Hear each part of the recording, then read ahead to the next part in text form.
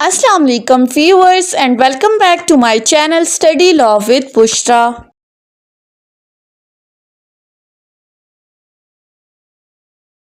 So we were discussing fingertips lecture for Law Gate syllabus, and in today's video we are going to discuss Constitution of Pakistan 1973.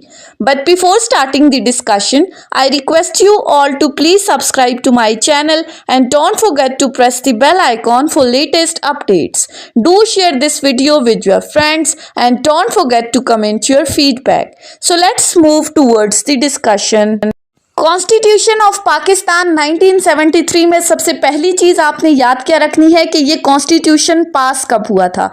Parliament के अंदर legislature ने इस constitution को पास किया था 12 अप्रैल 1973 को, जिसके कुछ महीनों बाद 14 अगस्त 1973 को इस कॉन्स्टिट्यूशन को इन्फोर्स कर दिया गया था। मीन्स टू से कि 14 अगस्त से ये कॉन्स्टिट्यूशन मुल्क में इम्प्लीमेंट हो गया था। अब इस कॉन्स्टिट्यूशन ऑफ पाकिस्तान के हमारे पास टोटल आर्टिकल्स हैं 280 और उसके साथ हमारे पास स्केड्यूल हैं 5। अब इन स्केड्यूल्स को आपने याद रखना है फिंगर टिप्स के ऊपर, क्योंकि इन स्केड्यूल्स में से हमेशा एक क्वेश्चन लाजमी आता है। सो हम वन बाय वन देख लेते हैं। First schedule of constitution of Pakistan discuss क्या करता है कि वो लॉज जो इनकंसिस्टेंट है, आर्टिकल 8 कहता है कि वो लॉज जो एग्जेम्प्टेड हैं from the operation of article 8 sub clause 1 and 2, ये उनको डिस्कस करता है। सेकंड स्केड्यूल डिस्कस करता है इलेक्शंस ऑफ प्रेसिडेंट, कि सदर को किस तरह से मुंतखब किया जाएगा, उसका इलेक्शन कैसे होगा। थर्ड स्केड्यूल डील करता है ओथ्स ऑफ द ऑफिसेस, कि तमाम जितने भी ऑफिसेस को कोई पर्सन होल्ड कर रहा है तो उनका ओथ किस तरह से होगा। फोर्थ स्केड्यूल डील करता है लेजिस्लेटिव लिस्ट के साथ, जिसको हम बिलिंग प्रोसीजर्स में जब आगे डिस्कस करेंगे आर्टिकल 70 ऑनवर्ड्स। तो फिफ्थ स्केड्यूल है remuneration terms and conditions of services of the जजेस। स्केड्यूल 5 बताता है कि जो जजेस हैं उनकी सैलरीज कितनी होंगी, उनकी सर्विसेज की टर्म्स एंड कंडीशंस क्या होंगी, ड्यूरेशन क्या होगा। सो ये तमाम जो चीज़ें हैं स्केड्यूल 5 में डिस्कस हुई हैं। सो इन स्केड्यूल्स में से हमेशा एक एमसीक्यू लाजमी आता है और वो हमेशा थर्ड स्केड्यूल से रिलेटेड होता है कि oath of offices under which schedule होते हैं। तो आपने याद रखना है कि थर्ड स्केड्यूल के अंदर हमेशा ओथ लिया जाता है। सो ये 5 स्केड्यूल्स हैं, इनको याद रखना इतना मुश्किल नहीं है। अगर आप एक बार भी इसको देख लेंगे तो आपको इजीली ये याद रह सकते हैं। उसके बाद अब हम आ जाते हैं अपने आर्टिकल्स के ऊपर। आर्टिकल 1 से हम स्टार्ट करते हैं। इंट्रोडक्शन हमने देख लिया। अब इन आर्टिकल्स को हम डिटेल में डिस्कस नहीं करेंगे क्योंकि डिटेल लेक्चर्स ऑलरेडी मैं अपने चैनल पर अपलोड कर चुकी हूं। आज की इस वीडियो में हम सिर्फ लॉ गेट के एमसीक्यूज के हवाले से इसकी एक क्विक सी रिवीजन कर लेते हैं। सो आर्टिकल 1 डील करता है the republic and its territories, कि Pakistan shall be a federal republic. ये एमसीक्यू हमेशा लॉ गेट के अंदर आता है कि आर्टिकल 1 के अंदर पाकिस्तान को क्या कहा गया है। सो आपने याद रखना है Pakistan shall be a federal Republic, जिसको इस्लामिक रिपब्लिक ऑफ पाकिस्तान कहा जाएगा। फिर पाकिस्तान की टेरिटरीज में कौन कौन से एरियाज इंक्लूडेड होंगे, इसमें हमारे पास जितने हमारे प्रोविंसेस हैं, province of KP, Sindh, Balochistan, Punjab. अब ये केपी का पहले नाम था NWFP, north west frontier Pakistan. अब ये तमाम पाकिस्तान की टेरिटरीज में इंक्लूडेड होंगे। पाकिस्तान के 4 सूबे, इसके अलावा फेडरली एडमिनिस्ट्रेड ट्राइबल एरियाज फाटा, और उसके साथ हमारी एक इस्लामाबाद कैपिटल टेरिटरी होगी जो कि किसी भी प्रोविंस का पार्ट नहीं होगी। सो फेडरल रिपब्लिक वाली बात आपने फिंगर टिप्स पे याद रखनी है। नेक्स्ट है हमारे पास आर्टिकल 2। आर्टिकल 2 बात करता है Islam to be the state religion, कि इस्लाम जो है वो पाकिस्तान का रियासती मजहब होगा। ये भी आपने याद रखनी है कि स्टेट रिलीजन होगा। इस्लाम के साथ शेल का वर्ड यूज हुआ है, कंपल्सरी प्रोविजन है कि इस्लाम पाकिस्तान की रियासती मजहब होगा। नेक्स्ट आ जाते हैं आर्टिकल 3 के ऊपर, लेकिन आर्टिकल 3 से पहले एक और आर्टिकल है जो कि थ्रू अमेंडमेंट 8 हुआ था, आर्टिकल 2A। आर्टिकल 2A क्या कहता है, the objective resolution to form the part of substantive provisions, कि जो प्रिंसिपल्स और प्रोविजंस ऑब्जेक्टिव रेजोल्यूशन के अंदर बताए गए हैं उनको कॉन्स्टिट्यूशन का सब्सटेंटिव पार्ट बनाया जाएगा, यानी कि कॉन्स्टिट्यूशन का लाजमी जुज़्व है। अगर कोई शख्स ऑब्जेक्टिव रेजोल्यूशन को वायलेट कर रहा है तो that means he is violating the constitution of Pakistan. और ऑब्जेक्टिव रेजोल्यूशन हमारे कॉन्स्टिट्यूशन ऑफ पाकिस्तान का प्रीएम्बल भी है। प्रीएम्बल में जो चीजें हैं वो वही हैं जो हम ऑब्जेक्टिव रेजोल्यूशन में डिस्कस कर चुके हैं। नेक्स्ट है हमारा आर्टिकल 3। आर्टिकल 3 बात करता है एलिमिनेशन ऑफ एक्सप्लॉयटेशन। कि आर्टिकल कहता है कि स्टेट की ये जिम्मेदारी है कि वो हर किस्म के इस्तेहसाल को ख़त्म करेगी और फंडामेंटल प्रिंसिपल की फुलफिलमेंट करेगी और हर बंदे से उसकी एबिलिटी के अकॉर्डिंग काम लिया जाएगा। उसकी एबिलिटी से ज़्यादा किसी पर्सन से आप कोई भी मजदूरी नहीं करवा सकते, कोई भी काम नहीं ले सकते। नेक्स्ट है हमारे पास आर्टिकल 4। आर्टिकल 4 बात करता है रूल ऑफ लॉ की, that right of individuals to be dealt with in accordance with the law. Rule of law से क्या मुराद है? सबके साथ एक जैसा रवैया होना, कि पाकिस्तान के हर सिटीजन का ये राइट है कि उसे इक्वल प्रोटेक्शन ऑफ लॉ मिले और उसे लॉ के अकॉर्डिंग ट्रीट किया जाए, with due process of law, कानून के मुताबिक उसे ट्रीट किया जाए। ये उसका इनएलिनेबल राइट है, यानी कि ऐसा राइट जो कोई भी पर्सन आपसे छीन नहीं सकता। अब इस इनएलिनेबल राइट को आपने देखना है कि ये हमेशा लॉ गेट के एमसीक्यूज में दिया जाता है कि प्रोटेक्शन ऑफ लॉ सिटीजन का बेसिक राइट है, फंडामेंटल राइट है। तो आपने याद रखना है it is the inalienable right of the citizens which can't be taken away. जहां कहीं भी हो पाकिस्तान का कोई भी शहरी या अगर कोई फॉरेनर पाकिस्तान के अंदर कुछ अरसे के लिए आया है तो ये उसका भी राइट है कि उसे इक्वल प्रोटेक्शन ऑफ लॉ मिलेगी, उसे लॉ के अकॉर्डिंग ट्रीट किया जाएगा। इसी तरह कोई भी ऐसा एक्ट नहीं किया जाएगा जो किसी पर्सन से उसकी लाइफ, उसकी फ्रीडम या उसकी रेपुटेशन या प्रॉपर्टी को छीन रहा है, उसकी फ्रीडम को महदूद कर रहा है, until and unless in accordance with the law. Law के अकॉर्डिंग आप कर सकते हैं, अदरवाइज किसी भी पर्सन की लाइफ लिबर्टी को नुकसान नहीं पहुंचाया जा सकता। किसी भी पर्सन को ऐसा काम करने के लिए मजबूर नहीं किया जा सकता जिसकी कानून इजाजत नहीं देता, और किसी भी पर्सन को आप ऐसा काम करने से रोक नहीं सकते जिसकी कानून इजाजत दे रहा है, उसको परमिट कर रहा है। So simple right article 4 rule of law की बात कर रहा है। नेक्स्ट है आर्टिकल 5। आर्टिकल 5 बात करता है लॉयल्टी टू द स्टेट, कि स्टेट के साथ आपकी वफादारी होनी चाहिए।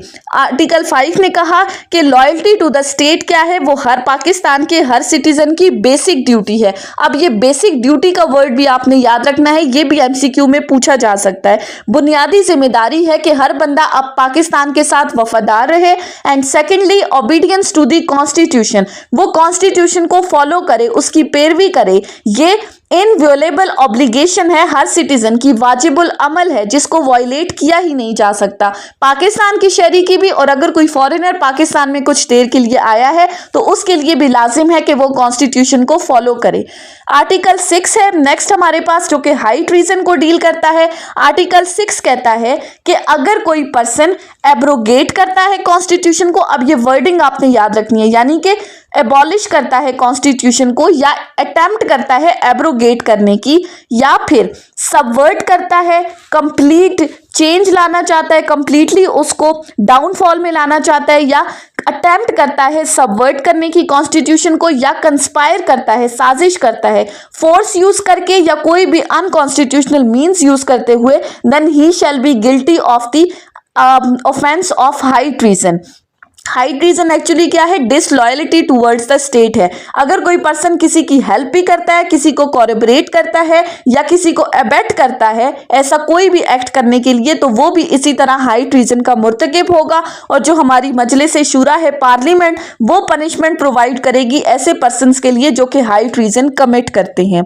उसके बाद है नेक्स्ट आर्टिकल, आर्टिकल 7। आर्टिकल 7 बात करता है डेफिनेशन ऑफ द स्टेट।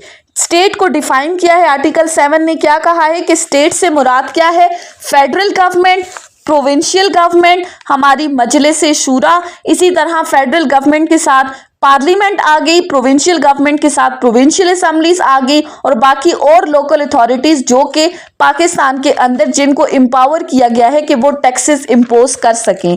उसके बाद आ जाते हैं आर्टिकल 8 के ऊपर। आर्टिकल 8 चैप्टर 1 फंडामेंटल राइट्स के अंदर इंक्लूडेड है। आर्टिकल 8 कहता है लॉज इनकंसिस्टेंट विद और in derogation of fundamental rights to be void, कि कोई भी लॉ, कोई भी कस्टम जिसको एज अ लॉ ट्रीट किया जाता है या कोई भी यूजेज जिसको फोर्स ऑफ लॉ हासिल है, अगर तो वो इस चैप्टर के अंदर जितने भी राइट्स एक्सप्लेन किए गए हैं आर्टिकल 8 से आर्टिकल 28 तक जो हमारे फंडामेंटल राइट्स हैं, अगर इन फंडामेंटल राइट्स के अगेंस्ट कोई भी लॉ बनाया जाता है, उनके इनकंसिस्टेंट है, तो वो उस इनकंसिस्टेंसी की हद तक वॉइड कंसिडर होगा। और स्टेट ऐसे कोई भी, शेल का वर्ड यूज हुआ है कि स्टेट ऐसे कोई भी लॉ नहीं बनाएगी जो किसी पर्सन से उसके राइट छीन रही है, और अगर ऐसा कोई लॉ बनता है तो वो उस हद तक वॉइड कंसिडर होगा। यानी कि अब इससे आगे हमें फंडामेंटल राइट्स को बताया गया है। आर्टिकल 9 ने क्या कहा? First fundamental right security of the person. Article 9 कहता है, अब हम डिटेल में नहीं जाएंगे इन फंडामेंटल राइट्स की, हम ऑलरेडी इनको डिस्कस कर चुके हैं। सिंपल मैं आपको बताऊंगी। आर्टिकल 9 ने कहा no person shall be deprived of his life और लिबर्टी, किसी भी पर्सन से आप उसको उसकी जान या उसकी फ्रीडम से महरूम नहीं कर सकते, but in accordance with the law. Shall का वर्ड यूज हुआ है, लेकिन साथ ही कहा है कि अगर कानून ऐसा कहता है तो, यानी कि अगर कोई पर्सन कोई ऐसा ऑफेंस कमिट करता है जिसकी सजा है डेथ पेनल्टी, तो फिर आप उस पर्सन की जान ले सकते हैं, उसको फांसी दे सकते हैं। या अगर किसी पर्सन ने कोई ऑफेंस कमिट किया तो आप उसको अरेस्ट करके डिटेन भी कर सकते हैं, उसकी लिबर्टी को आप महदूद कर सकते हैं, लिमिट कर सकते हैं। So in accordance with the law आप कर सकते हैं, अदरवाइज किसी भी पर्सन को लाइफ लिबर्टी से डिप्राइव नहीं किया जाएगा।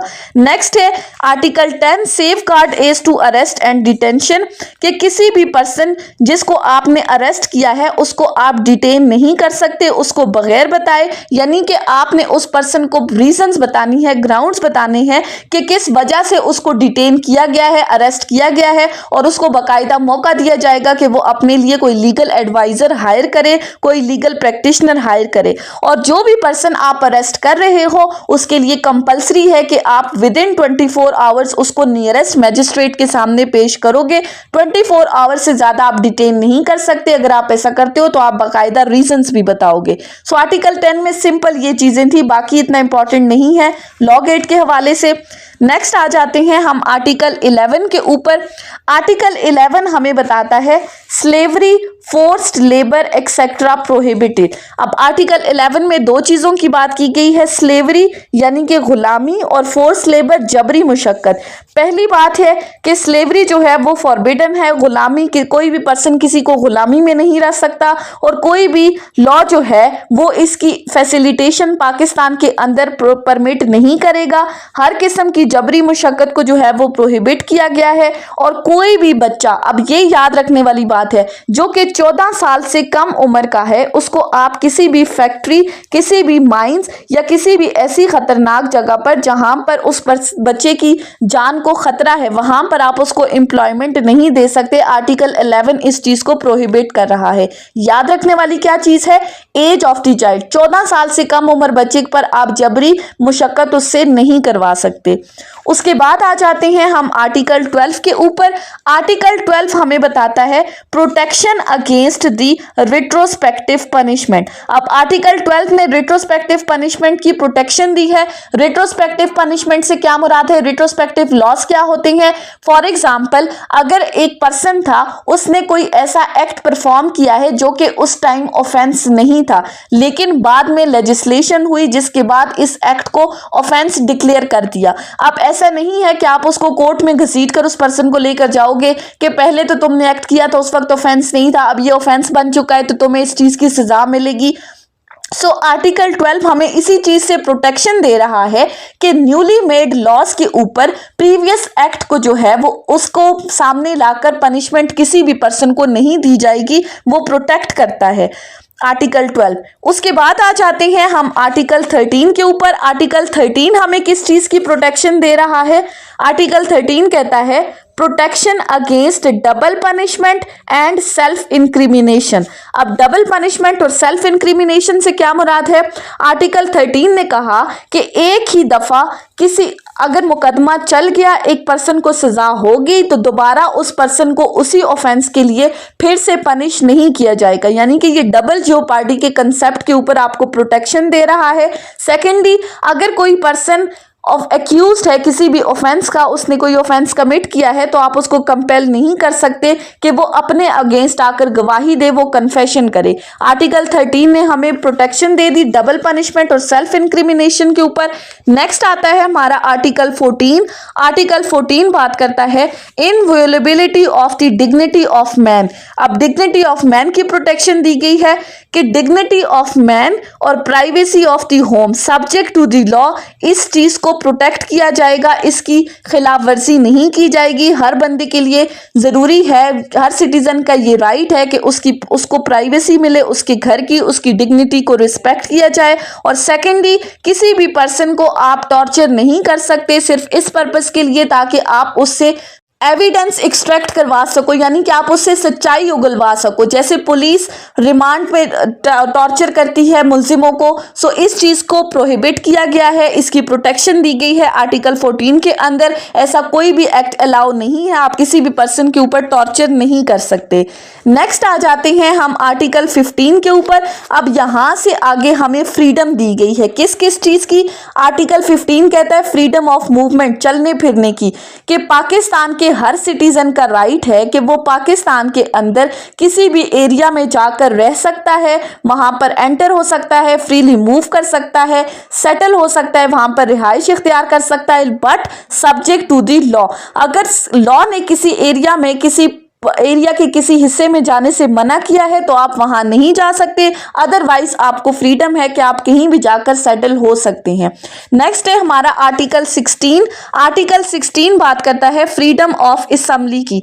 अब आर्टिकल 16 आपको असेंबल होने के लिए फ्रीडम दे रहा है, इकट्ठा होने के लिए, कि पाकिस्तान के हर सिटीजन का ये राइट है कि वो पीसफुली असेंबल हो सकते हैं हथियारों के बगैर, जिस ऐसे पर्पस के लिए जिससे पब्लिक इंटरेस्ट जो है वो इफेक्ट ना हो रहा हो, subject to the reasonable restriction. Restriction से मुराद क्या है? जहां पर नक्शे अमन का खतरा ना हो, लोग इस वजह से ना इकट्ठे हो कि किसी दूसरे को नुकसान पहुंचाने की गर्ज से हो, सो पीसफुली आप असेंबल हो सकते हो।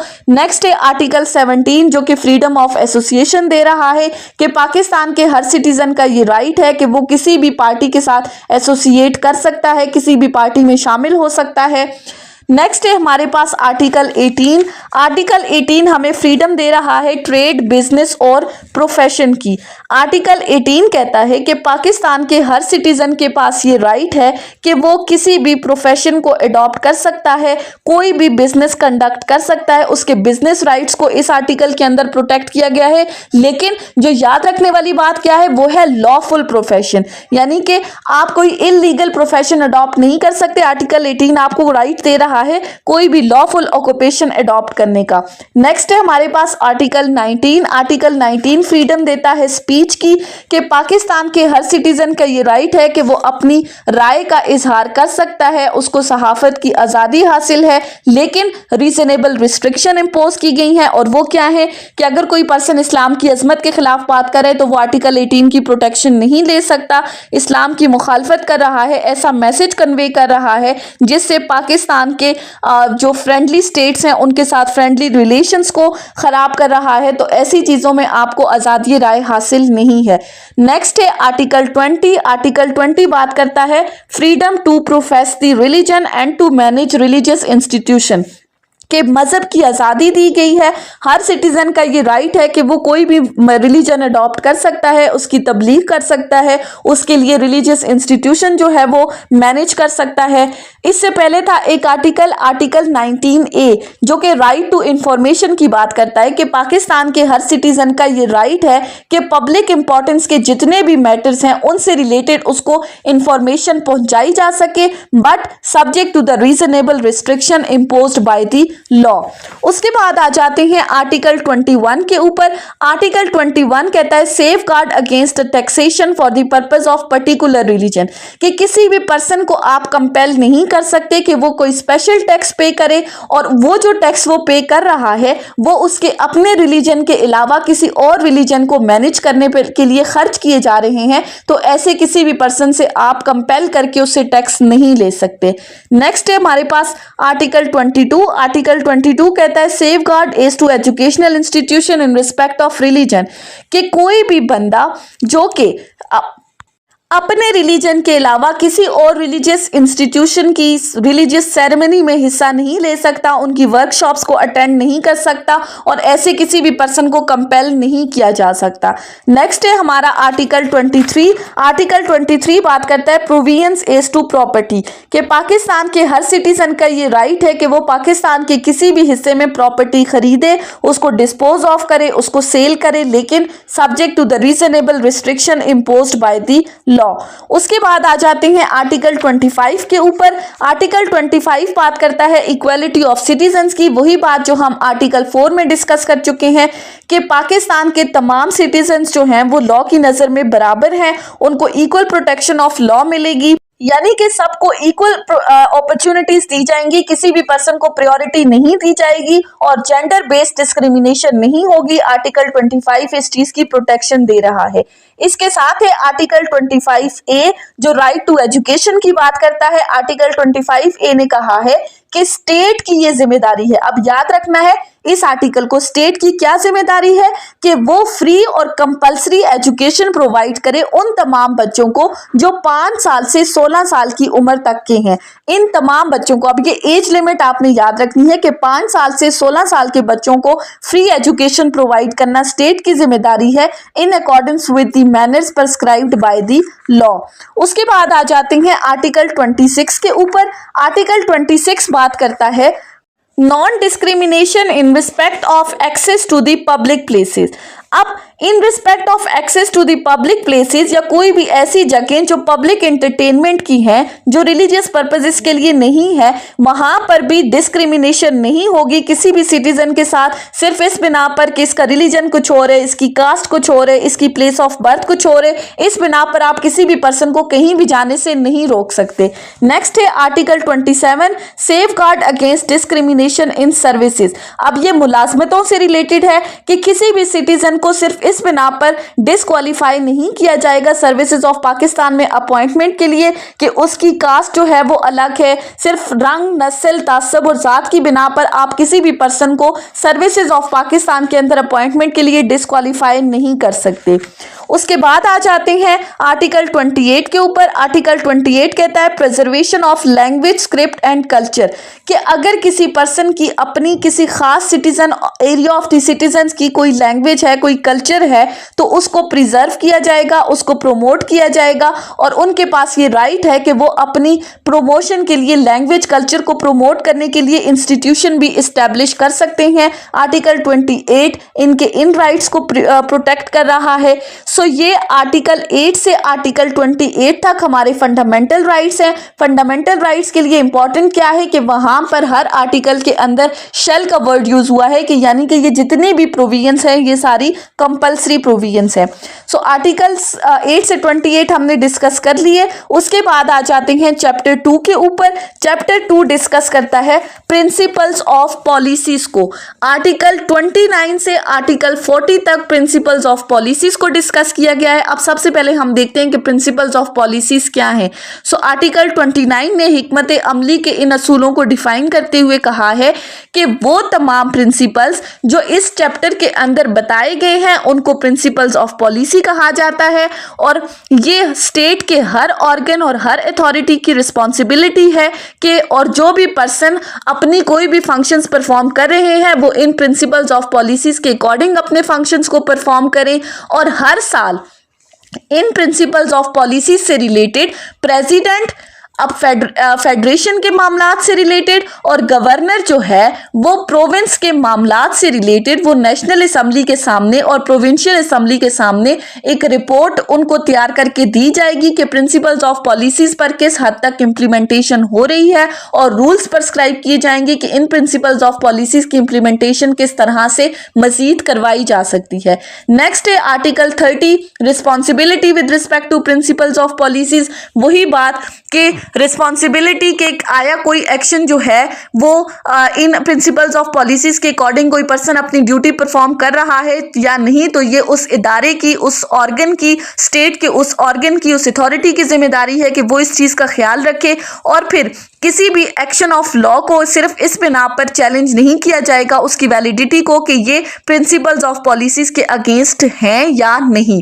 नेक्स्ट है आर्टिकल 31। आर्टिकल 31 बात करता है इस्लामिक वे ऑफ लाइफ की। जब हमने कह दिया कि स्टेट का रिलीजन होगा इस्लाम, तो फिर आर्टिकल 31 कहता है कि ऐसे स्टेप्स लिए जाएंगे जो कि मुसलमानों को इंडिविजुअली और कलेक्टिवली अपनी जिंदगियां इस्लामी तालीमात के मुताबिक गुजारना सिखा सकें और उनको इस बात का मतलब समझा सकें कि कुरान और सुन्ना में ज़िंदगी गुजारने के क्या तरीके बताए गए हैं। स्टेट इस चीज़ को जो है वो प्रोटेक्ट करेगी। State teachings of Holi Quran को कंपलसरी बनाएगी, इनकरेज करेगी, फैसिलिटेट करेगी इसकी लर्निंग को, यूनिटी को प्रोमोट करेगी।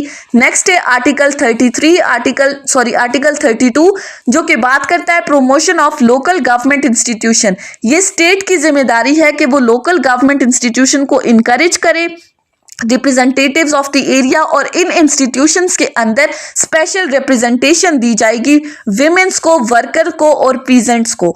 नेक्स्ट है आर्टिकल 33। आर्टिकल 33 बात करता है parochial and other similar prejudice to be discourage, कि ये स्टेट की जिम्मेदारी है कि वो किसी स्पेसिफिक एरिया को प्रायोरिटी देने और किसी भी इलाकाई, नस्ली या जाती तासब या सूबाई तासब को जो है वो डिस्करेज करेगी, इसकी हौसला शिकनी करेगी, इस चीज़ को प्रोमोट नहीं करेगी।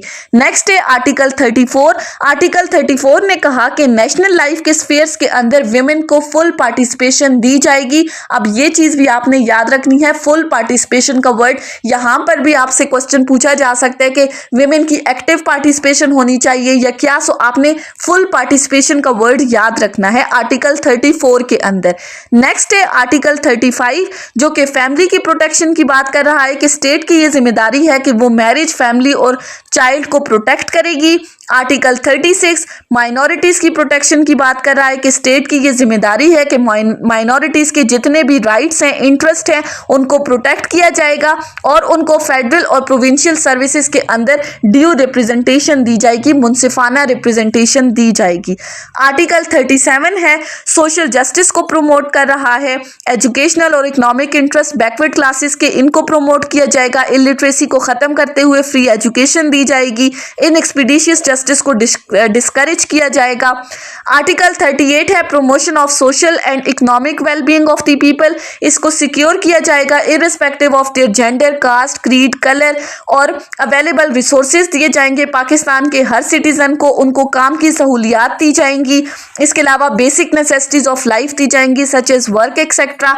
नेक्स्ट है आर्टिकल 39 जो कि आर्म्ड फोर्सेस के अंदर पार्टिसिपेशन की बात कर रहा है। ये भी आपने याद रखना है कि स्टेट की जिम्मेदारी है कि पाकिस्तान के हर हिस्से से तमाम लोगों को इनकरेज करे कि वो आर्म फोर्सेस ऑफ पाकिस्तान के अंदर पार्टिसिपेट करें। लास्ट है आर्टिकल 40। आर्टिकल 40 कहता है strengthening bond with Muslim world and promoting international peace, कि स्टेट की ये जिम्मेदारी है कि वो रिलेशनशिप्स को स्ट्रेंथन करेगी मुस्लिम कंट्रीज़ के अंदर जो कि इस्लामिक यूनिटी पर बेस कर रहे हैं। इसके अलावा तमाम नेशंस के साथ फ्रेंडली रिलेशन और गुडविल को प्रमोट करेगी, इंटरनेशनल डिस्प्यूट को पीसफुल मीन से सेटल करने को भी इनकरेज करेगी। सो ये थे कुछ प्रिंसिपल्स ऑफ पॉलिसीज आर्टिकल 29 से आर्टिकल 40 के ऊपर। नेक्स्ट जो लॉ गेट का सिलेबस है वो आर्टिकल 50 से इंक्लूडेड है। आर्टिकल 50 स्टार्ट होता है चैप्टर 2 जो कि मजलिस शूरा, पार्लियामेंट कंपोजिशन और उसकी मीटिंग से रिलेटेड है। ये भी बहुत ज़्यादा इंपॉर्टेंट है, आपने इसको भी गौर से सुनना है। सबसे पहला आर्टिकल है मजलिस शूरा पार्लियामेंट, कि पाकिस्तान के अंदर एक पार्लियामेंट होगी, मजलिस शूरा होगी जिसके 2 हाउसेस होंगे। प्रेसिडेंट होगा, 2 हाउसेज होंगे, अपर हाउस नेशनल असेंबली और लोअर हाउस सेनेट होगा। उसके बाद आर्टिकल 51 नेशनल असेंबली के साथ डील कर रहा है, फर्स्ट अपर हाउस के साथ। आर्टिकल 51 में क्या चीज आपने याद रखनी है कि नेशनल असेंबली की 342 सीट्स होंगी, 10 सीट्स जो हैं वो नॉन मुस्लिम के लिए रिजर्व की जाएंगी और इन पार्लियामेंट के अंदर, नेशनल असेंबली के अंदर लोगों को इलेक्ट करने के लिए अगर किसी पर्सन ने वोट करना है तो उसकी क्वालिफिकेशंस क्या होंगी कि वो 18 साल से कम का ना हो, वो सिटीजन्स ऑफ पाकिस्तान हो, उसका नाम इलेक्टोरल रोल में आता हो और किसी कॉम्पिटेंट कोर्ट ने उसे अनसाउंड माइंड डिक्लेयर ना किया हो। अगर वो इन तमाम क्वालिफिकेशंस के ऊपर पूरा उतरता है तो वो पाकिस्तान की इलेक्शंस में वोट कर सकता है। सो आर्टिकल 51 में यही कुछ इंपॉर्टेंट चीजें थी जो आपने याद रखनी है, बाकी हम ऑलरेडी डिटेल डिस्कस कर चुके हैं। नेक्स्ट है आर्टिकल 52 जो कि नेशनल असेंबली के ड्यूरेशन की बात कर रहा है कि नेशनल असेंबली जो है वो कंटिन्यू रहेगी 5 साल के अरसे तक और 5 साल के अरसे के बाद जो है वो इसको डिसॉल्व कर दिया जाएगा प्रेसिडेंट की जानिब से, फिर दोबारा इलेक्शंस करवाए जाएंगे। नेक्स्ट आते हैं, नेक्स्ट है हमारे पास आर्टिकल 53। आर्टिकल 53 बात करता है speaker and deputy speaker of national assembly कि नेशनल असेंबली इलेक्शंस के बाद जो उसका पहला काम होगा, पहली मीटिंग के अंदर वो अपने लिए स्पीकर और डिप्टी स्पीकर इलेक्ट करेंगे अपने ही लोगों में से और उसी पार्लियामेंट के अंदर जितने भी लोग बैठे हैं वो स्पीकर और डिप्टी स्पीकर के लिए वोट करेंगे। स्पीकर जो है वो अपना ओथ लेगा थर्ड स्केड्यूल के अकॉर्डिंग, जो हम ऑलरेडी डिस्कस करते आ रहे हैं। ओथ का आपने याद रखना है, जितने भी ओथ हैं इस कॉन्स्टिट्यूशन के अंदर वो थर्ड स्केड्यूल के अकॉर्डिंग दिए जाएंगे। स्पीकर अपना ओथ लेगा प्रेसिडेंट के सामने और डिप्टी स्पीकर का ओथ भी होगा प्रेसिडेंट के सामने। लेकिन अगर इन दोनों में से कोई भी पर्सन अपनी सीट से रेजिग्नेशन देना चाहता है तो स्पीकर अपना रेजिग्नेशन देगा प्रेसिडेंट को और डिप्टी स्पीकर अपना रेजिग्नेशन देगा speaker of the national assembly को। अब फिर उसके बाद है हमारे पास आर्टिकल 54। आर्टिकल 54 बात करता है summoning and prorogation of Majlis शूरा, यानी कि जलसों का बुलाना और उनका मुलतवी होना। आर्टिकल 54 ने क्या कहा कि प्रेसिडेंट जो है वो टाइम टू टाइम किसी एक हाउस को या मजलिस शूरा के दोनों हाउसेस को जो है वो बुला सकता है जॉइंट मीटिंग के अंदर और फिर उसके अंदर एजेंडा डिस्कस किया जा सकता है। There shall be at least 3 session of the national assembly every year, कि हर साल के अंदर नेशनल असेंबली के 3 सेशन होंगे और हर 4 महीने बाद एक सेशन कंडक्ट किया जाएगा, यानी बीच में 120 दिन का वक्फा होगा। इसके अलावा कोरम की बात की गई है कि 1/4 का कोरम होगा जो कि आर्टिकल 55 में डिस्कस किया है। आर्टिकल 55 ने हमें क्या कहा, voting in assembly and quorum, कि नेशनल असेंबली के जितने भी डिसीजंस हैं वो मेजॉरिटी मेंबर्स जब मौजूद होंगे तो तब लिए जाएंगे, बाकायदा वोटिंग होगी। लेकिन जो पर्सन प्रिजाइड कर रहा है यानी कि जो स्पीकर है वो वोट नहीं कर सकता accept in case of the equality of the vote. अगर तो मेजॉरिटी मेंबर्स प्रेजेंट नहीं है, अगर तो इक्वालिटी ऑफ द वोट्स नहीं है तो फिर स्पीकर अपना वोट तब दे सकता है। अदरवाइज कोरम कितना होना चाहिए, 1/4 of the total membership of the national assembly होगी तो तभी नेशनल असेंबली के जो हैं वो इंपॉर्टेंट डिसीजंस लिए जाएंगे। इसके अलावा नेक्स्ट है हमारे पास आर्टिकल 56 जो कि एड्रेस ऑफ द प्रेसिडेंट को डिस्कस कर रहा है। आर्टिकल 56 कहता है कि प्रेसिडेंट जो है वो एक हाउस को या दोनों हाउसेस को असेंबल करके भी एड्रेस कर सकता है और इस पर्पस के लिए वो अटेंडेंस ऑफ द मेंबर्स को इंश्योर कराएगा। इसी तरह प्रेसिडेंट जो है वो हाउसेस को मैसेजेस भेजेगा regarding the passing of the bill, इन तमाम से रिलेटेड। नेक्स्ट है हमारे पास आर्टिकल 57। आर्टिकल 57 बात करता है right to speak in Majlis Shura. Article 57 ने कहा prime minister, federal minister, minister of the state और अटॉर्नी जनरल का ये हक है कि वो मजलिस शूरा के अंदर जितनी भी प्रोसीडिंग्स कंडक्ट हो रही हैं दोनों हाउसेस के अंदर उनमें हिस्सा ले सकता है, उनमें इनकी जो जितने भी इजलास होंगे उनमें अपनी राय का इजहार कर सकता है, लेकिन वो इस आर्टिकल की हद तक वोट नहीं दे सकते। Article 58 dissolution of national assembly की बात कर रहा है। ये भी इंपॉर्टेंट है कि प्रेसिडेंट जो है वो नेशनल असेंबली को डिसॉल्व कर सकता है अगर उसे प्राइम मिनिस्टर ने ये एडवाइस दी है और फिर 48 आवर्स के बाद after the prime minister has advise the president national assembly dissolve हो जाएगी। उसके बाद आ जाते हैं आर्टिकल 59 के ऊपर, जो कि सेनेट को डिस्कस कर रहा है। पहले हमने नेशनल असेंबली का सारा तरीकाकार देखा, अब हम सेनेट का देखते हैं। आर्टिकल 59 में क्या कहा कि सेनेट जो है वो टोटल कितने मेंबर्स पर कंसिस्ट होगी, 104 मेंबर होंगे सेनेट के। इनमें से 14 जो होंगे वो प्रोविंशियल असेंबली से होंगे, 8 जो हैं वो फाटा से होंगे, 2 जनरल सीट्स जिनमें एक विमेन होगी, एक टेक्नोक्रेट जिनमें आलिम भी इंक्लूड होगा। अब ये डिटेल ऑलरेडी आर्टिकल के अंदर मौजूद है, आपने सिर्फ याद क्या रखना है, लॉ गेट की हद तक सेनेट के 104 मेंबर होंगे। Senate shall not be subject to dissolution but the term of its member जो रिटायर होंगे वो 6 साल होगी, यानी कि जो first half of the members हैं वो पहले 3 साल में रिटायर होंगे और जो बाकी हाफ मेंबर्स हैं वो नेक्स्ट 3 इयर्स में रिटायर होंगे। अब कौन कौन किस किस तरह से रिटायर होगा ये आर्टिकल में मौजूद है, इसकी डिटेल में हम नहीं जाएंगे।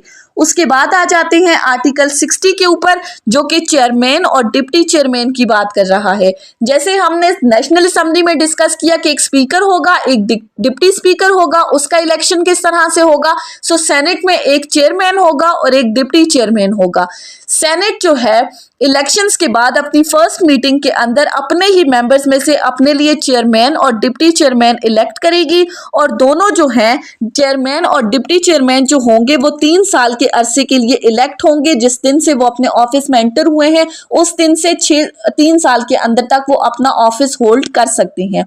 अब नेक्स्ट है हमारे पास provisions as to the members of Majlis Shura, जिसमें आर्टिकल 62 और 63 को अगर हम क्लब करके देखें तो आर्टिकल 62 बात करता है qualifications for membership of Majlis शूरा और 63 बात करता है disqualification for membership of Majlis शूरा।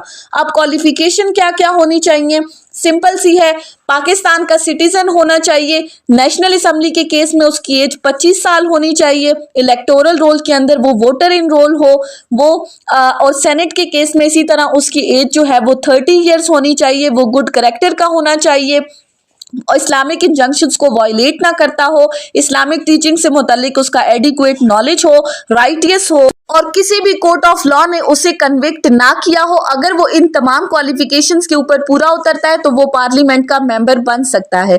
इसी तरह डिसक्वालिफिकेशन किस तरह से हो सकती है कि अगर कोई पर्सन जो है वो अनसाउंड माइंड हो जाता है, कॉम्पिटेंट कोर्ट उसको डिक्लेयर कर देती है, वो पाकिस्तान का सिटीजन नहीं रहता, वो इंसॉल्वेंट हो जाता है। सो ये तमाम डिसक्वालिफिकेशंस भी आर्टिकल में मौजूद हैं, इसकी डिटेल में भी हम नहीं जाएंगे। उसके बाद आ जाते हैं आर्टिकल 64 के ऊपर। आर्टिकल 64 बात करता है वेकेशन ऑफ सीट्स की, कि मेंबर ऑफ मजलिस शूरा जो है अगर वो रिजाइन करना चाहता है तो वो नेशनल असेंबली के केस में स्पीकर को अपना रेजिग्नेशन देगा और सेनेट के केस में वो अपना रेजिग्नेशन देगा चेयरमैन को, तो उसके बाद उसकी सीट जो है वो वैकेंट हो जाएगी। फिर इसी तरह अगर कोई पर्सन कॉन्टिन्यूसली जो है वो अपनी सीट से पार्लियामेंट के अंदर अपनी सीट से वो कॉन्टिन्यूसली कंसेक्टिवली वो 40 डेज के लिए एब्सेंट रहता है तो उसकी सीट को डिक्लेयर कर दिया जाता है vacant by the speaker in case of national assembly and by the chairman in case of the senate. So ये 40 डेज का जो टाइम पीरियड है ये आपने याद रखना है। एब्सेंट रहा है 40 दिन कंसेक्टिवली तो उसकी सीट वैकेंट डिक्लेयर हो जाएगी। नेक्स्ट है आर्टिकल 65 जो कि ओथ ऑफ द मेंबर्स की बात कर रहा है कि ऐसा बंदा जो कि हाउस के लिए इलेक्ट हो चुका है वो उस वक्त तक हाउस में नहीं बैठेगा जब तक वो थर्ड स्केड्यूल में मौजूद तरीकाकार के मुताबिक अपना ओथ नहीं दे लेता। सो बार बार ये चीज रिपीट हो रही है, थर्ड स्केड्यूल ओथ से डील कर रहा है, ये आपने याद रखना है। नेक्स्ट है 66, आर्टिकल 66 मेंबर की प्रिविलेजेस के बारे में बात कर रहा है कि उनको फ्रीडम ऑफ स्पीच हासिल होगी सब्जेक्ट टू द कॉन्स्टिट्यूशन। कोई भी मेंबर जो है वो लायबल नहीं होगा कोर्ट की किसी भी प्रोसीडिंग्स में शामिल होने के लिए। सो ये डिफरेंट प्रिविलेजेस उनको दी गई हैं। इसके बाद जो प्रोसीजर है वो तमाम रिलेटेड है बिलिंग से रिलेटेड कि बिल पास कैसे होगा नेशनल असेंबली से, फिर सेनेट से, फिर प्रेसिडेंट से, वो सारा लेजिस्लेटिव प्रोसीजर आर्टिकल 70 से आगे है। आर्टिकल 70 बात करता है लेजिस्लेटिव प्रोसीजर के साथ कि लेजिस्लेशन किस तरह से होती है, कानून किस तरह से बनता है, एक्ट किस तरह से बनता है, बिल किस तरह से पास होता है, ये सारी चीज़ें हम डिस्कस करेंगे अपने इस चैप्टर के अंदर आर्टिकल 70 से आर्टिकल 89 तक। अब जनरली अगर हम लॉ गेट के एमसीक्यूज के हवाले से इस चैप्टर को देखें तो हमें इजीली चीजें याद रह सकती हैं, इंस्टेड के हम एक एक आर्टिकल को डिटेल में डिस्कस करें। सबसे पहली बात कि बिल ओरिजिनेट किस तरह से होता है, इनिशियल पॉइंट क्या है, ओरिजिनेशन ऑफ बिल क्या है। आपको जैसे पता है कि हमारे पास पार्लियामेंट के दो हाउसेस हैं, number 1 is national assembly and number 2 is senate. एक अपर हाउस है और एक लोअर हाउस है। अब अगर हम बिल्स की बात करें तो आर्टिकल 70 कहता है कि जो मनी बिल है वो हमेशा ओरिजिनेट होगा नेशनल असेंबली के अंदर। अब ये एमसीक्यू लॉ गेट के हवाले से बहुत इंपॉर्टेंट है, that money bill shell always originate in the national assembly. अब मनी बिल से क्या मुराद है, यानी कि money bill including the finance bill, जिसके अंदर एनुअल बजट स्टेटमेंट होती है, कंट्री का एनुअल बजट जब पेश किया जाता है तो उसको हम कहते हैं मनी बिल्स। बाकी जितने भी बिल्स हैं अदर देन मनी बिल वो किसी भी हाउस में ओरिजिनेट हो सकते हैं, आया नेशनल असेंबली है या सेनेट है। अब मनी बिल को ही लेकर देख लेते हैं प्रोसीजर डिस्कस करने के लिए। मनी बिल ओरिजिनेट हुआ है नेशनल असेंबली के अंदर।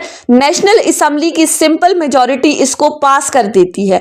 सिंपल मेजॉरिटी से क्या मुराद है कि जो सिटिंग मेंबर्स है उनमें हाफ मेंबर्स से एक ज्यादा, तो वो उसको हम कहते हैं सिंपल मेजॉरिटी। सिंपल मेजॉरिटी से नेशनल असेंबली ने कोई बिल पास कर दिया तो ऑब्वियसली वो सेकेंड हाउस की तरफ जाएगा, दैट इज सेनेट।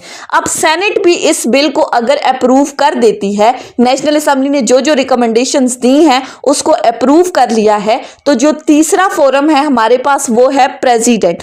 अब बिल जाएगा सेनेट से प्रेसिडेंट के पास, और अगर प्रेसिडेंट इस बिल को अप्रूव कर देता है, इस बिल के ऊपर अपनी असेंट दे देता है, अपनी रजामंदी जाहिर कर देता है, तो फिर ये बिल चेंज हो जाएगा एक्ट के अंदर और ये हमारा कानून बन जाएगा। ये सिंपल प्रोसीजर है, मनी बिल से रिलेटेड हमने डिस्कस कर लिया। सिंपली बाकी तमाम बिल्स भी अगर वो नेशनल असेंबली में ओरिजिनेट होते हैं तो इसी तरह वो सेनेट के पास जाएंगे। अगर सेनेट में ओरिजिनेट हो रहे हैं तो पहले वो नेशनल असेंबली के पास जाएंगे और फिर प्रेसिडेंट के पास। यानी कि सिंपली जिस हाउस में भी ओरिजिनेट हो रहे हैं वो हाउस फर्दर पास करेगा उसको दूसरे हाउस को, दूसरे हाउस ने उसे पास कर दिया तो वो जाएगा प्रेसिडेंट के पास, प्रेसिडेंट ने अप्रूव कर दिया तो वो कानून बन जाएगा। अब अगर कोई बिल ओरिजिनेट हुआ है सेनेट के अंदर और सेनेट ने उसको भेजा है नेशनल असेंबली के अंदर, जब नेशनल असेंबली के पास ये बिल पहुंचा तो नेशनल असेंबली उसको पास नहीं करती बल्कि वो उसमें कुछ अमेंडमेंट्स कर देती है। उसको लगता है कि कुछ अमेंडमेंट्स की ज़रूरत है, वो अपनी तरफ से कुछ रिकमेंडेशंस देती है, तो फिर ये बिल वापस जाएगा फर्स्ट हाउस की तरफ, दैट इज सेनेट, यानी कि जिसने पहले पास किया था उसके पास जाएगा। अगर सेनेट इन अमेंडमेंट्स के अकॉर्डिंग उसको अप्रूव कर देती है तो बिल प्रेसिडेंट के पास जाके अप्रूव होके कानून बन जाएगा।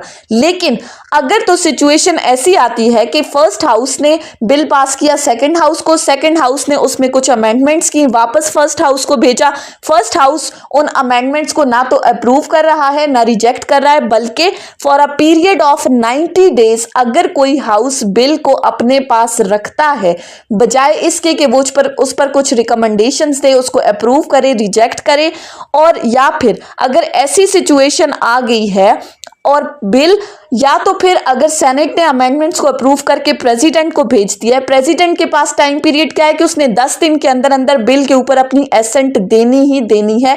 ये कानून है कि 10 दिन का टाइम है प्रेसिडेंट के पास। अगर ऐसी सिचुएशन अराइज हो रही है कि अमेंडमेंट्स करने के बाद हाउस उसको 90 दिन तक अपने पास रोक रहा है या प्रेसिडेंट 10 दिन तक अपने पास रोके रख रहा है और एसेंट नहीं दे रहा, तो फिर एक जॉइंट सिटिंग बुलाई जाएगी। या फिर अगर तो दोनों हाउसेस से अप्रूव हो चुका है और प्रेसिडेंट की एसेंट बाकी है तो 10 दिन के अंदर प्रेसिडेंट ने एसेंट नहीं दी तो वो ऑटोमेटिकली बन जाएगा, हमारे पास कानून बन जाएगा। अब नेशनल असेंबली अगर इन सेशन नहीं है और मुल्क के अंदर कोई अर्जेंसी की सिचुएशन है, ऐसे हालात पैदा हो गए हैं, तो उस सूरत में बिल पास होगा, कानून बनेगा, लेकिन किसके थ्रू बनेगा? प्रेसिडेंट के थ्रू। प्रेसिडेंट अंडर आर्टिकल 89 जो है वो ऑर्डिनेंस पास कर सकता है for a period of 120 days. 4 months का पीरियड है, 4 मंथ्स के लिए वो ऑर्डिनेंस पास कर सकता है। अगर इस ऑर्डिनेंस को मजीद एक्सटेंशन की ज़रूरत है as per the circumstances, as per the situation, तो फर्दर एक्सटेंशन मिल सकती है 120 डेज की। सो ये सिंपल प्रोसीजर था बिल ओरिजिनेट होने का, हाउसेस से पास होकर प्रेसिडेंट तक जाने का और कानून बनने का। अब इसके साथ ही हमारे पास एक नेक्स्ट टॉपिक है जो कि है फाइनेंशियल प्रोसीजर के अंदर आर्टिकल 78 कहता है फेडरल कंसोलिडेटेड फंड। अब फेडरल कंसोलिडेटेड फंड क्या है, आर्टिकल 78 से आर्टिकल 88 तक इसको डिस्कस किया गया है। तो आर्टिकल 78 के अकॉर्डिंग जितने भी रेवेन्यूज फेडरल गवर्नमेंट रिसीव कर रहा है या जितने भी लोन्स इस गवर्नमेंट की तरफ से रेज किए गए हैं या जितनी भी मनी रिसीव हुई है इस गवर्नमेंट की तरफ से इन रीपेमेंट ऑफ द लोन, वो तमाम बनते हैं हिस्सा कंसोलिडेटेड फंड का, जिसको हम कहते हैं फेडरल कंसोलिडेटेड फंड। यानी कि तमाम money received by the federal government by और on the behalf of the federal government, ये तमाम हिस्सा बनते हैं फेडरल कंसोलिडेटेड फंड का। फेडरल कंसोलिडेटेड फंड के अंदर क्या क्या होता है, आर्टिकल 81 कहता है कि जो रेम्यूनरेशन प्रेसिडेंट को दी जाती है या जितने भी एक्सपेंडिचर उसके ऑफिस से रिलेटेड हैं या फिर जजेस ऑफ सुप्रीम कोर्ट की जो रेम्यूनरेशन है इंक्लूडिंग दी जजेस of Islamabad high court, chief election commissioner, chairman and deputy chairman of senate, speaker and deputy speaker of national assembly, auditor general, ये तमाम चीज़ें किस में इंक्लूडेड हैं, फेडरल कंसोलिडेटेड फंड का हिस्सा हैं। इसके साथ एक और चीज़ है आर्टिकल 80 के अंदर जो कि एनुअल बजट स्टेटमेंट को डिस्कस कर रहा है कि फेडरल गवर्नमेंट हर फाइनेंशियल ईयर से रिलेटेड वो नेशनल असेंबली के सामने एक स्टेटमेंट रखती है जिसमें जो उस साल की फेडरल गवर्नमेंट के जितने भी एक्सपेंडिचर्स हैं या जितने भी एस्टिमेटेड रिसीट्स हैं वो एनुअल बजट स्टेटमेंट के अंदर इंक्लूडेड होती हैं। एनुअल बजट स्टेटमेंट सेपरेटली हमें बताती है कि कॉन्स्टिट्यूशन के अकॉर्डिंग एक्सपेंडिचर्स कितने हैं और उस साल जो हैं वो फेडरल गवर्नमेंट के एक्सपेंडिचर्स कितने बने हैं, आया वो कॉन्स्टिट्यूशन के अकॉर्डिंग हैं या नहीं, ये तमाम चीज़ें हिस्सा बनती हैं एनुअल बजट स्टेटमेंट का। सो आर्टिकल 70 से आर्टिकल 89 तक सिंपल सी चीज थी, बिल कैसे पास होता है, कितना ड्यूरेशन है, प्रेसिडेंट के पास कितना टाइम पीरियड है, नेशनल असेंबली कितना होल्ड कर सकती है, सेनेट कितने दिनों तक होल्ड कर सकती है, और इसी तरह आर्टिकल 89 के अंदर प्रेसिडेंट जो है वो ऑर्डिनेंस के सूरतों में प्रोमलगेट कर सकता है। उसके बाद आ जाते हैं हम अपने पार्ट 2 के ऊपर जो कि है establishment and jurisdictions of the court. अब आर्टिकल 175 से आर्टिकल 212 तक नेक्स्ट सिलेबस है लॉ गेट के हवाले से। सो हम स्टार्ट करते हैं आर्टिकल 175 से। आर्टिकल 175 बात करता है that there shall be a Supreme Court of Pakistan, a High Court for each province, a High Court for the Islamabad Capital Territory and such other court as may be established by law। मुल्क के अंदर एक supreme court होगी, चारों सूबों के अंदर एक एक हाई कोर्ट होगी, इस्लामाबाद कैपिटल टेरिटरी के अंदर एक हाई कोर्ट होगी और बाकी जितनी भी डिस्ट्रिक्ट लेवल पर कोर्ट्स होंगी वो तमाम हिस्सा बनेगी जुरिस्डिक्शन ऑफ द कोर्ट्स में इंक्लूडेड हैं। अब आर्टिकल 175 ए बताता है कि इन कोर्ट्स के अंदर जो अपॉइंटमेंट ऑफ जजेस हैं वो किस तरह से होंगी। सो आर्टिकल 175 ए ने कहा कि हमारे पास एक supreme judicial commission of Pakistan होगा जिसको कमीशन का नाम दिया गया है, जिसके अंदर अपॉइंटमेंट ऑफ जजेस of supreme court, high court और फेडरल शरीयत कोर्ट होते हैं। अब सबसे पहले हम देख लेते हैं कि सुप्रीम कोर्ट की जजेस की अपॉइंटमेंट किस तरह से होगी, कमीशन के अंदर कितने लोग इंक्लूड होंगे। सबसे पहली बात, चीफ जस्टिस ऑफ पाकिस्तान होगा जो कि इस कमीशन का चेयरमैन होगा। इसके अलावा सुप्रीम कोर्ट के 4 मोस्ट सीनियर जजेस होंगे जो कि इसके मेंबर्स होंगे। इसके अलावा फॉर्मर चीफ जस्टिस होगा या फॉर्मर जज होगा सुप्रीम कोर्ट का जिसको chief justice of Pakistan nominate करेगा। Federal minister of law and justice होगा। इसके अलावा अटॉर्नी जनरल ऑफ पाकिस्तान होगा और senior advocate of supreme court होगा जिसको पाकिस्तान बार काउंसिल नॉमिनेट करेगी for a period of 2 years। अब ये जो ड्यूरेशन है ये आपने एमसीक्यूज के हवाले से याद रखनी है। सुप्रीम कोर्ट की जजेस की अपॉइंटमेंट से रिलेटेड ये कमीशन बनाया जाएगा। ये कमीशन जो है फिर इन जजेस को अपॉइंट करेगा। अब हाई कोर्ट से रिलेटेड हम देख लें तो हाई कोर्ट की जजेस की अपॉइंटमेंट के लिए हाई कोर्ट का चीफ जस्टिस होगा, हाई कोर्ट के 4 मोस्ट सीनियर जजेस होंगे, प्रोविंशियल मिनिस्टर होगा लॉ का, और एक एडवोकेट जो जिसकी प्रैक्टिस कम से कम 15 साल होनी चाहिए हाई कोर्ट की, जिसको उस कंसर्न बार काउंसिल जो है वो 2 ईयर्स के लिए नॉमिनेट करती है। सो ये तमाम मेंबर्स मिलके हाई कोर्ट के जजेस की अपॉइंटमेंट करेंगे। इस्लामाबाद कैपिटल टेरिटरी के लिए इस्लामाबाद हाई कोर्ट का चीफ जस्टिस होगा और उसी हाई कोर्ट के मोस्ट सीनियर जजेस होंगे। अब ये तो हमने देख लिया कि कमीशन में कौन कौन इंक्लूडेड होगा। अब अगर कोई बंदा सुप्रीम कोर्ट का जज बनना चाहता है तो उसके लिए क्या क्या क्वालिफिकेशंस हैं, क्या क्या रिक्वायरमेंट्स हैं सुप्रीम कोर्ट का जज बनने के लिए। तो आर्टिकल 177 कहता है that a person shall not be appointed as a जज of supreme court until and unless, सबसे पहली बात कि उसकी कम से कम प्रैक्टिस होनी चाहिए कि 5 साल तक वो कम से कम हाई कोर्ट का जज रह चुका हो, पहली क्वालिफिकेशन सुप्रीम कोर्ट का जज बनने के लिए। सेकेंडली 15 ईयर्स की उसकी हाई कोर्ट की प्रैक्टिस होगी, तब वो इस क्राइटेरिया पर पूरा उतर सकता है कि उसको सुप्रीम कोर्ट का जज बनाया जा सकता है। और ऑब्वियसली जो सबसे फर्स्ट कंडीशन है कि उसको सिटीजन ऑफ पाकिस्तान होना चाहिए। और ये जो सुप्रीम कोर्ट के जजेस जब बन जाएंगे तो इनकी जो रिटायरमेंट की एज है वो क्या है, 65 ईयर्स। सो इन क्वालिफिकेशंस के अकॉर्डिंग अगर किसी पर्सन को जज बना दिया जाता है सुप्रीम कोर्ट का, तो उसने जो ओथ लेना है बिफोर एंटरिंग हिज ऑफिस वो एज पर 3rd स्केड्यूल लेना है। मैं बार बार इस चीज को रिपीट कर रही हूं, आपने इस चीज को याद रखना है। ये ओथ वाला क्वेश्चन हमेशा पूछा जाता है। 3rd स्केड्यूल के अंदर जितने भी इस कॉन्स्टिट्यूशन के अंदर ओथ हैं वो उस स्केड्यूल के अकॉर्डिंग लिए जाएंगे। रिटायरिंग एज क्या है जज ऑफ सुप्रीम कोर्ट की के अंडर आर्टिकल 179 65 ईयर्स है। अब एक्टिंग चीफ जस्टिस की बात कर रहा है आर्टिकल 180 कि अगर किसी भी टाइम चीफ जस्टिस का ऑफिस वैकेंट है या फिर वो अनएबल है अपने फंक्शंस परफॉर्म करने से या वो किसी भी वजह से एब्सेंट है, तो ऐसी सूरत में एक्टिंग चीफ जस्टिस को कौन अपॉइंट करेगा, प्रेसिडेंट अपॉइंट करेगा। और किस पर्सन को अपॉइंट करेगा, जो सुप्रीम कोर्ट के सीनियर मोस्ट जजेस होंगे उनको प्रेसिडेंट एक्टिंग चीफ जस्टिस के तौर पर अपॉइंट करेगा। अब ये चीज भी याद रखने वाली है, एक्टिंग चीफ जस्टिस कौन होगा, सीनियर जज ऑफ द सुप्रीम कोर्ट। इसी तरह एक्टिंग जजेस की अगर हम बात कर लें, अगर किसी भी टाइम सुप्रीम कोर्ट के जजेस की सीट वैकेंट है या वो एब्सेंट है, अपने फंक्शंस परफॉर्म नहीं कर सकते किसी भी वजह से, तो प्रेसिडेंट जो है वो ऐसा पर्सन जो कि क्वालिफिकेशन रखता हो, जो कि हाई कोर्ट का जज हो और वो सुप्रीम कोर्ट का जज बनने की क्वालिफिकेशन रखता हो, तो उसको टेम्पररी सुप्रीम कोर्ट का एक्टिंग जजेस बना दिया जाएगा। Permanent seat of supreme court होगी इस्लामाबाद के अंदर, लेकिन time to time with the approval of president chief justice of Pakistan जो है वो कहीं भी पाकिस्तान के हिस्से में बैठ सकता है।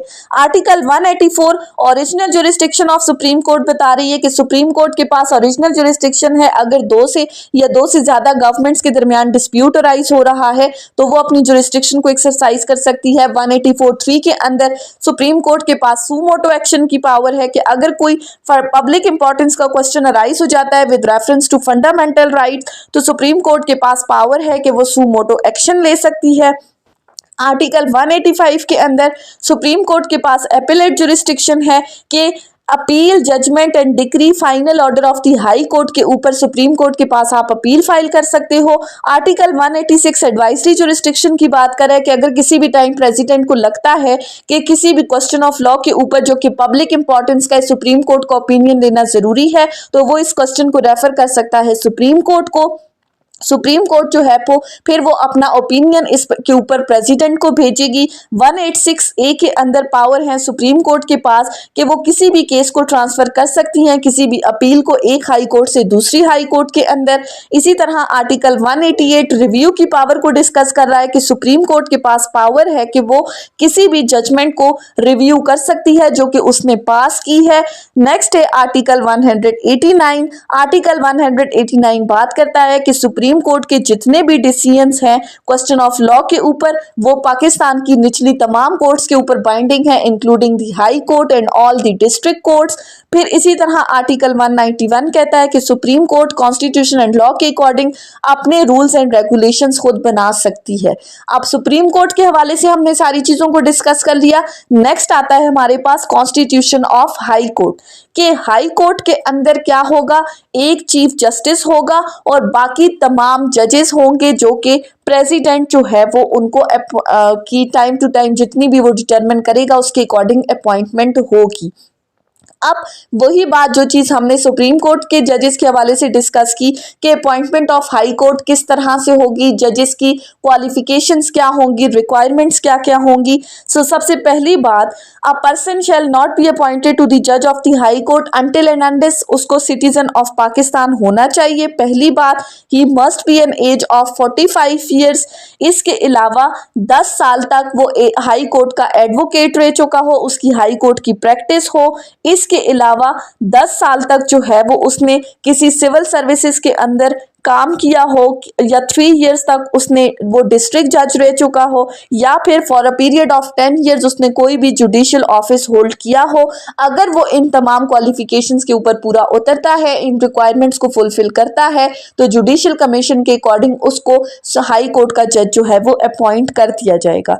जैसे ही इन पर्सन को हाई कोर्ट का जज अपॉइंट किया जाएगा, अंडर आर्टिकल 194 ये अपना ओथ लेंगे एज पर दी थर्ड स्केड्यूल। बार बार ये चीज रिपीट हो रही है। रिटायरिंग एज क्या है, जजेस ऑफ हाई कोर्ट जो है वो for a period of 62 years की एज तक वो अपना ऑफिस होल्ड कर सकते हैं। रिटायरमेंट एज है 62 इयर्स, सुप्रीम कोर्ट के केस में है 65 इयर्स। अब बात कर लेते हैं एक्टिंग चीफ जस्टिस की कि अगर किसी भी टाइम हाई कोर्ट के चीफ जस्टिस का ऑफिस वैकेंट है या वो एब्सेंट है, अपने फंक्शंस परफॉर्म नहीं कर सकता किसी भी वजह से, तो प्रेसिडेंट अपॉइंट करेगा हाई कोर्ट के बाकी तमाम जजेस को में से किसी भी एक पर्सन को ऑन द रिक्वेस्ट ऑफ जजेस ऑफ सुप्रीम कोर्ट, और फिर वो पर्सन जो है वो acting chief justice of high court के तौर पर अपने फंक्शंस परफॉर्म करेगा। इसी तरह एडिशनल जजेस की बात कर लेते हैं कि अगर किसी भी टाइम किसी भी हाई कोर्ट के जज का ऑफिस वैकेंट है या वो अपने फंक्शंस परफॉर्म नहीं कर सकता, तो फिर ऐसी सूरत में प्रेसिडेंट जो है वो ऐसे पर्सन को अपॉइंट कर सकता है जो कि हाई कोर्ट का जज बनने की क्वालिफिकेशंस रखता हो, उसको फॉर अ पीरियड जो कि प्रेसिडेंट को मुनासिब लगता है उस पीरियड के लिए वो उसको एडिशनल जज के तौर पर अपॉइंट कर सकता है। फिर सीट्स ऑफ हाई कोर्ट की बात है कि हर प्रोविंस के अंदर हाई कोर्ट की प्रिंसिपल सीट होगी। एक सीट इस्लामाबाद कैपिटल टेरिटरी के अंदर होगी। इस्लामाबाद कैपिटल टेरिटरी की जो हाई कोर्ट है वो होगी। इसके अलावा हाई कोर्ट के डिफरेंट डिविजनल कोर्ट्स होंगी या बेंचेस होंगे अपनी अपनी टेरिटोरियल जुरिस्डिक्शंस के अकॉर्डिंग। अब डिटेल में हम अगर जाएं तो लाहौर के लिए बेंच होगा, बहावलपुर, मुल्तान, रावलपिंडी, सिंध के लिए सखर में होगा, पिशावर हाई कोर्ट के लिए एबटाबाद, डेरा इस्माइल खान और बलोचिस्तान के लिए सिबी होगा। तो डिटेल में हम नहीं जाते, लॉ गेट के हवाले से ये सिंपल चीजें आपने याद रखनी है।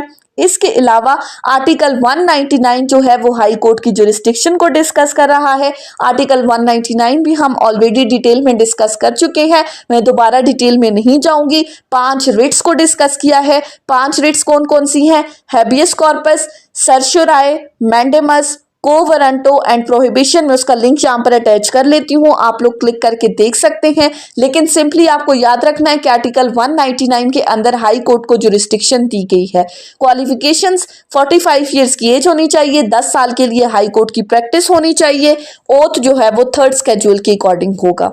उसके बाद आ जाते हैं तीसरी चीज के ऊपर। तीसरी हमारे पास है federal Shariat code. Federal Shariat code जो कि आर्टिकल 203A से आगे हमें बताई गई है।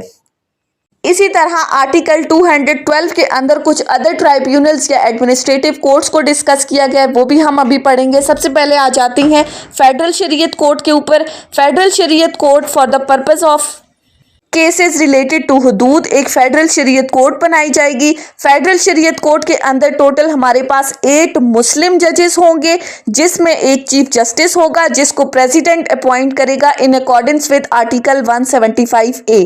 अब चीफ जस्टिस कौन हो सकता है? ऐसा बंदा जो कि सुप्रीम कोर्ट का जज बनने की क्वालिफिकेशन रखता हो या फिर वो हाई कोर्ट का परमानेंट जज हो, तो उसको फेडरल शरीयत कोर्ट का चीफ जस्टिस बनाया जा सकता है। इसके अलावा बाकी जजेस कौन से होंगे? 4 जजेस उनमें से ऐसे बंदे होंगे जो कि हाई कोर्ट की जज बनने की क्वालिफिकेशन रखते हो। इसके अलावा 3 उलमा होंगे जिनका 15 साल का एक्सपीरियंस हो इस्लामिक लॉ के अंदर, रिसर्च के अंदर या इस्लामिक लॉ से रिलेटेड जितनी भी इस्लामिक टीचिंग्स हैं। सो 4 जजेस आ गए हाई कोर्ट के, एक सुप्रीम कोर्ट का जज आ गया या हाई कोर्ट का परमानेंट जज जो कि चीफ जस्टिस होगा, और 3 उलमा होंगे जिनका 15 साल का एक्सपीरियंस हो इस्लामिक लॉ के अंदर। अगर कोई पर्सन इन तमाम क्वालिफिकेशंस के ऊपर पूरा उतरते हैं तो वो फेडरल शरीयत कोर्ट के अंदर अपॉइंट कर दिए जाएंगे। अब ये जो चीफ जस्टिस और जजेस of the federal Shariat court हैं, ये 3 साल के अरसे तक अपना ऑफिस होल्ड कर सकते हैं, लेकिन प्रेसिडेंट अगर चाहे तो इनकी अपॉइंटमेंट की टर्म को जो है वो एक्सटेंड भी कर सकता है। इसके अलावा चीफ जस्टिस जो है वो अपना रेजिग्नेशन दे सकता है प्रेसिडेंट को, और principal seat of federal Shariat court होगी इस्लामाबाद के अंदर, लेकिन प्रेसिडेंट के अप्रूवल के साथ chief justice time to time Pakistan के किसी भी हिस्से में बैठ सकते हैं। अब 3rd शेड्यूल के अकॉर्डिंग ये तमाम जजेस जो हैं वो अपना ओथ लेंगे।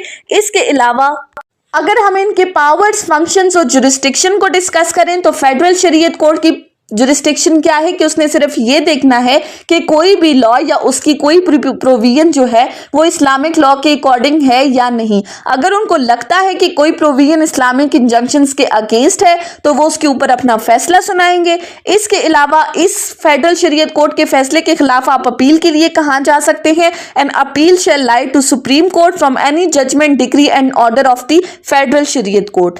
नेक्स्ट आ जाते हैं हम आर्टिकल 212 के ऊपर। आर्टिकल 212 डिस्कस करता है एडमिनिस्ट्रेटिव कोर्ट्स एंड ट्राइब्यूनल्स को, के इस्टेब्लिशमेंट होगी एडमिनिस्ट्रेटिव कोर्ट्स एंड ट्राइब्यूनल्स की, जिनको एक्सक्लूसिव जुरिस्डिक्शन दी जाएगी किन मैटर से रिलेटेड? तमाम लोग जो सर्विसेज ऑफ पाकिस्तान का हिस्सा हैं उनकी टर्म्स एंड कंडीशंस के मैटर्स हैं, या फिर डिसिप्लिनरी मैटर्स हैं, या फिर गवर्नमेंट के कोई टॉर्शियस एक्ट से रिलेटेड कोई क्लेम्स अराइज हो रहे हैं सर्विसेज ऑफ पाकिस्तान के अंदर, या फिर टैक्सेस या सेसेस वगैरह से रिलेटेड हैं, या कोई भी मैटर्स रिलेटेड हैं एक्विजिशन, एडमिनिस्ट्रेशन और डिस्पोजल ऑफ प्रॉपर्टी से रिलेटेड, जैसे हमारी सर्विस ट्राइब्यूनल है, नैब वगैरह की कोर्ट्स हैं। तो ये तमाम कोर्ट्स क्या हैं? ये फॉर स्पेसिफिक पर्पसेस बनाई गई हैं जिनको एडमिनिस्ट्रेटिव कोर्ट्स या ट्राइब्यूनल्स का नाम दिया गया है।